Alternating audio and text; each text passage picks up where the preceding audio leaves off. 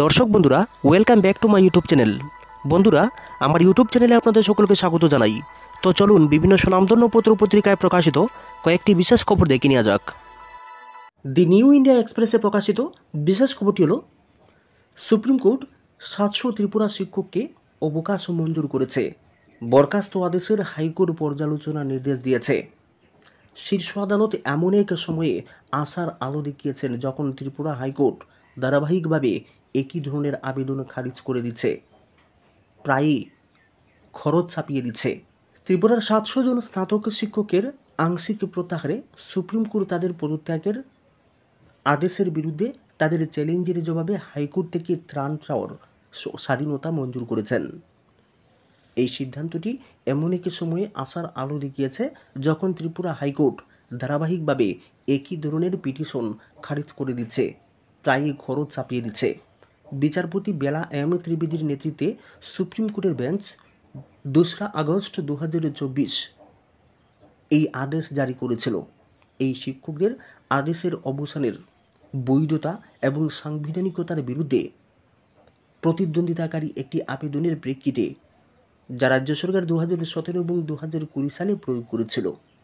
আইনজীবী তারিণী কে নায়ক, অমৃতলাল সাহা এবং আদিত্য মিশ্র দ্বারা প্রতিনিধিত্বকারী আবেদনকারীরা যুক্তি দিয়েছেন যে তাদের বরখাস্ত উভয়ই বেআইনি এবং অসাংবিধানিক।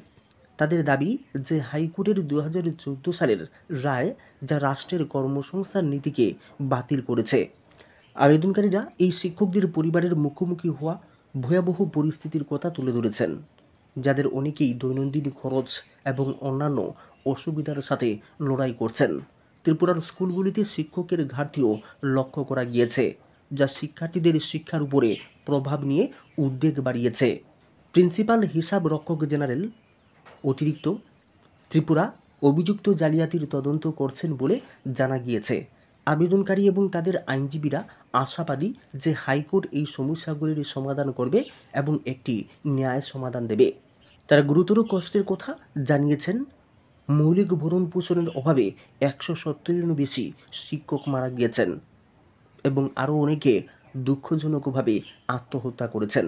সুপ্রিম কোর্টের সিদ্ধান্ত মামলার জটিলতা স্বীকার করে এবং ত্রিপুরা হাইকোর্টের পক্ষে বিষয়টি পুনর্বিবেচনা করার উপযুক্ত বলে মনে করে এই বিকাশ আবেদনকারীদের তাদের মামলা উপস্থাপন করার এবং তাদের অভিযোগের প্রতিকার চাওয়ার সুযোগ দিয়েছেন। হাইকোর্টে 2014 সালের রায় রাজ্য সরকার কর্তৃক জারি করা 2003 সালের নিয়োগ নীতিকে আইনগতভাবে খারাপ বলে ঘোষণা করেছিল, যার ফলে বর্তমানে আবেদনকারী সহ 10,000-এরও বেশি শিক্ষকদের পদত্যাগ করানো হয়েছে।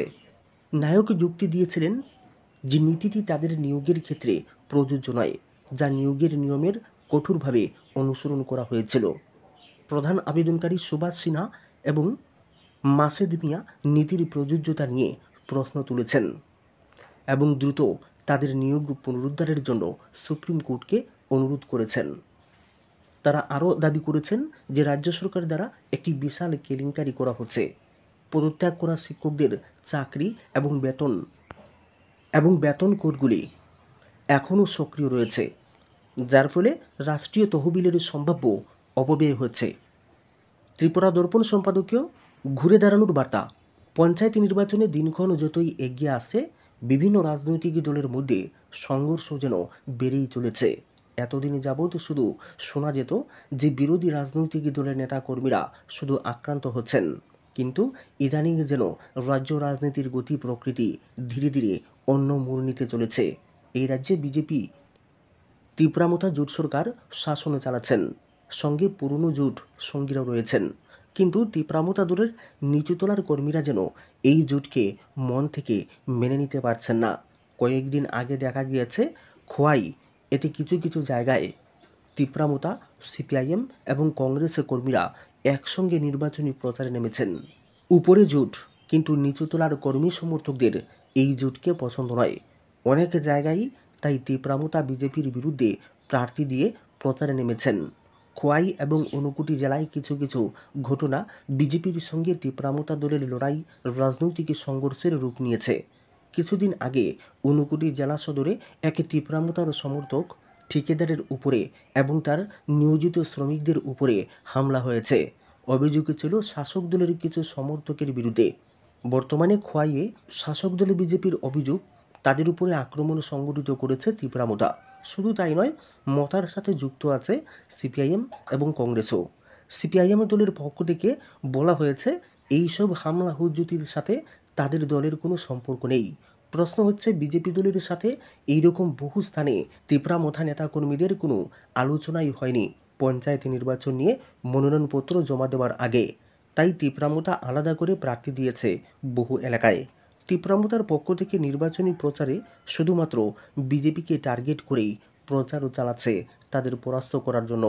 খোয়াইয়ের ঘটনায় বিজেপির প্রার্থীদের উপর আক্রমণ সংঘটিত হচ্ছে বলে অভিযোগ করা হচ্ছে এবং এটি খুবই তাৎপর্যপূর্ণ যে এইসব হামলা নাকি তীব্রামথা, কংগ্রেস এবং সিপিআইএম কর্মী সমর্থকেরা করেছে।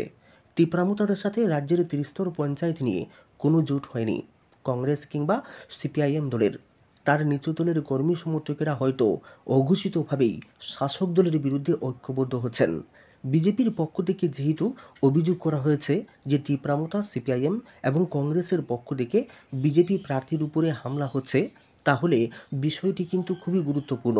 বিজেপির 6 বছরের রাজ্য শাসনে এই রাজ্যের সাধারণ নিম্ন আয়ের মানুষেরা দিশাহীন হয়ে উঠেছেন। আজ যে খাদ্যের অভাব, সেই সাথে দ্রব্যমূল্য বৃদ্ধি, রাজ্যের অধিকাংশ সাধারণ মানুষই এক দুর্বিষহ জীবনযাপন করে চলেছেন। সেই সময়ে প্রতিটি রাজনৈতিক দলের নিচু তলার কর্মীদের মধ্যে এক ভয়াবহ অস্থিরতা ও হতাশা কাজ করছে। তাই যেখানেই মানুষ ভয়মুক্তভাবে নির্বাচনে অংশগ্রহণ করতে পারছেন, প্রচারে নামতে পারছেন, সেখানেই দেখা যাচ্ছে এক অন্য চিত্র। যেন দেয়ালে পিঠ লেগে যাওয়া মানুষ ঘুরে দাঁড়াতে মরিয়া হয়ে উঠেছেন। এমনকি শাসক দলের কর্মী সমর্থকেরাও আজ দিশাহীন হয়ে ছোটাছুটি শুরু করে দিচ্ছেন। কারণ এই রাজ্যে গ্রামীণ আর্থসামাজিক অবস্থা আজ বেসামাল অবস্থায় গিয়ে দাঁড়িয়েছে। গ্রাম ত্রিপুরার একটি বাস্তব চিত্র হচ্ছে, গ্রামীণ বাজারগুলোতে সাধারণ খেটে খাওয়া মানুষের উপস্থিতি বড়ই কম ক্রেতা হিসেবে। ত্রিপুরার প্রায় প্রতিটি মহকুমারই রয়েছে পাহাড়ি অঞ্চল। তাই বাজারগুলোতে মাঠে চাষ করা সবজির চেয়ে বেশি চোখে পড়ে বাঁশের করুল এবং ঢেঁকি শাক, যেগুলো বন থেকে কুড়িয়ে এনে বিক্রয় করা হচ্ছে। অবশ্য এইসব শাক ইত্যাদিতে কোনো সার ও কীটনাশকের ব্যবহার হয় না। এগুলো সাধারণ মানুষের সাধ্যের মধ্যেই দামে বিক্রি হয়ে থাকে। আর অন্যান্য মাঠে ফলানো সবজির দাম তো এই সময়ে অন্যান্য বছরের তুলনায় দ্বিগুণ তিনগুণ বৃদ্ধি পেয়েছে, বেশি দামে বিক্রয় হচ্ছে। সুতরাং একটা বড় অংশের মানুষের নিত্যদিনের আহারে থাকে বনের ঢেঁকি শাক আর বাঁশের করুল। সেই সাথে মোদিজির অনেক দয়ায় বিনা পয়সায় চালের ভাত। এইভাবেই চলছে গ্রাম ত্রিপুরার সাধারণ মানুষের দৈনন্দিন জীবন। তাই শাসক দল, বিরোধী দল উভয় দলের কর্মী সমর্থকদের মধ্যেই চলছে চরম অসন্তোষ। তাই অনেক স্থানেই শাসক দলের কর্মী বা প্রার্থীও আক্রান্ত হচ্ছেন বলে অভিযোগ উঠেছে। বর্তমান সময়ে এমন কোনো স্থান নেই যেখানে পঞ্চায়েত নির্বাচন একটা গ্রামীণ উৎসবের রূপ নিয়েছে। কিছুদিন আগে কংগ্রেস নেতা সুদীপ রায় বর্মনকে গোলাপ ফুল দিয়ে সংবর্ধনা জানানো বিজেপি কর্মীরা। মনে হয়েছিল এই রাজ্যে কি বিজেপি নতুন সংস্কৃতি চালু করতে চাইছে। হয়তো এটা উচ্চস্তরীয় দলীয় সিদ্ধান্ত হতে পারে ভেবে গণতন্ত্রপ্রিয় মানুষ বেশ খুশি হয়েছিলেন। কিন্তু পরবর্তীকালে যেভাবে বিরোধী দলীয় প্রার্থীদের মনোনয়নপত্র প্রত্যাহার শুরু হলো, তখন সব কিছু পরিষ্কার হয়ে গিয়েছে যে এমন নাটকের আসল উদ্দেশ্যটা কী ছিল। তবে খোয়াইতে তীব্রামতা, সিপিআইএম এবং কংগ্রেস কর্মীদের একসঙ্গে প্রচারের বিষয়টি একটি ছোট্ট সংবাদ হলেও এর তাৎপর্য বিশালতা কিন্তু শাসক দলের কাছে ভয়ের বিষয়। সেই দিন এই 3 দলের কর্মী সমর্থকেরা একযোগে শাসক দলকে আক্রমণ করেছে। অভিযোগটি কিন্তু অভিযোগই শুধু নয়, এটি আগামী দিনের বার্তা বলা যায়। রাজনৈতিক অভিযোগের সত্য মিথ্যা যাচাইয়ের সুযোগ নেই। তবে নিচুতলার মানুষ বর্তমান শাসকের বিরুদ্ধে ঐক্যবদ্ধ হচ্ছেন এবং ধীরে এতে সামিল হচ্ছেন স্বদলীয় সমর্থকেরাও। শাসক দলের নেতৃবৃন্দ তা অবশ্যই বুঝতে পারছেন। তাই আজ যারা শুধুমাত্র বিরোধী রাজনৈতিক দলের বিরুদ্ধেই অভিযোগ করছেন না, নিজের জোটসঙ্গীর বিরুদ্ধেও বলছেন, ধীরে ধীরে নিজ দলের কর্মী সমর্থকদের বিরুদ্ধেও মুখ খুলতে বাধ্য হচ্ছেন। ঘটনা প্রবাহ দ্রুত সেই দিকে ধাবিত হচ্ছে বলে রাজনৈতিক বিশ্লেষকেরা মনে করছেন।